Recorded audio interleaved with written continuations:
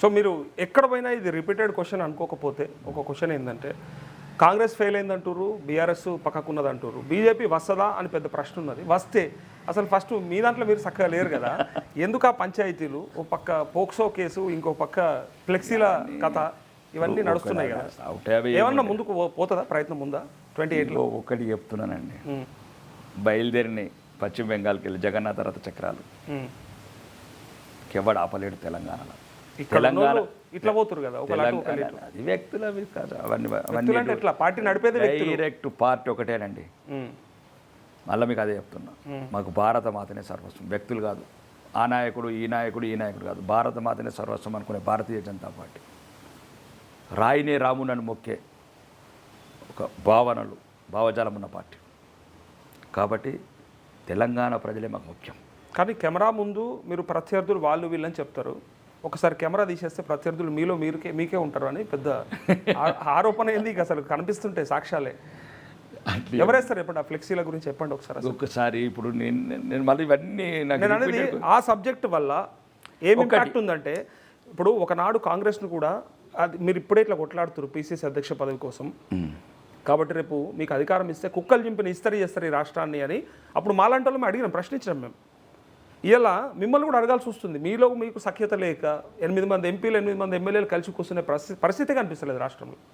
22 రాష్ట్రాలు మా పరిపాలన చూడండి, అన్నీ ఉన్నా అల్లు ఉన్నట్ల శని. 22 రాష్ట్రాలు మా తెలంగాణలో శని. అది తెలంగాణలో ఒకప్పుడు గతం మీరు అనుకునే అభిప్రాయాలు, ఎందుకంటే మాకు 35% ఓట్లు ఉన్నాయి ఆల్రెడీ పార్లమెంట్లో వచ్చిన ఎలక్షన్స్. ఖాళీ మేము ఒక 4% ఓట్స్ వస్తే చాలు. అసెంబ్లీ రిజల్ట్స్ కదా చెప్పాల్సింది. ఒక నిమిషం వినండి, అది మోదీ గారి చరిష్మాతో వచ్చినాయి. మోదీ గారి అట్లా కొంత ఉంటుంది, మోదీ గారి చరిష్మా ఉంటుంది, ఎట్లానే ఉంటుంది. దేశం అంతా ఉన్నప్పుడు మా మీద సూర్యుడు ఎట్లానే ఉంటుంది.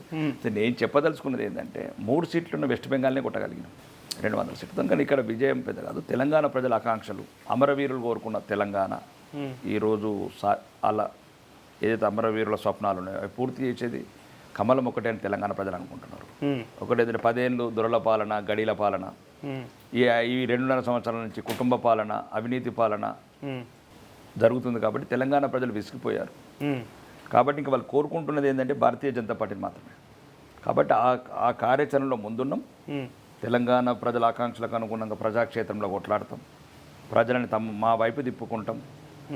ఎట్లయితే 22 రాష్ట్రాలలో ఎట్లయితే గెలిచామో 23వ రాష్ట్రం భారతమాత పాదాల దగ్గర పెడతాం ఈ కమలాన్ని, తెలంగాణ అనే కమలాన్ని. కాబట్టి 80% గెలుస్తారు 28లో. ఇంటర్వ్యూ చేసుకుందాం, ఫస్ట్ ఇంటర్వ్యూ నీకే ఇస్తా.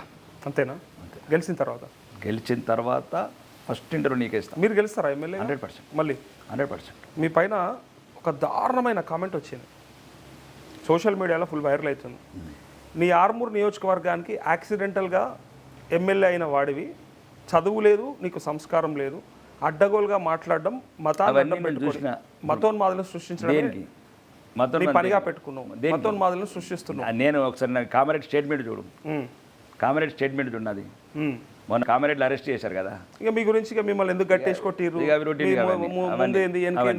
ఇప్పటి నుంచి 500 అవి ఎలక్షన్స్ ముందు నుంచి నడుస్తున్నాయి తప్పుడు ప్రచారాలు, అవన్నీ ఖండించారు, అవన్నీ అయిపోయినాయి. ఇక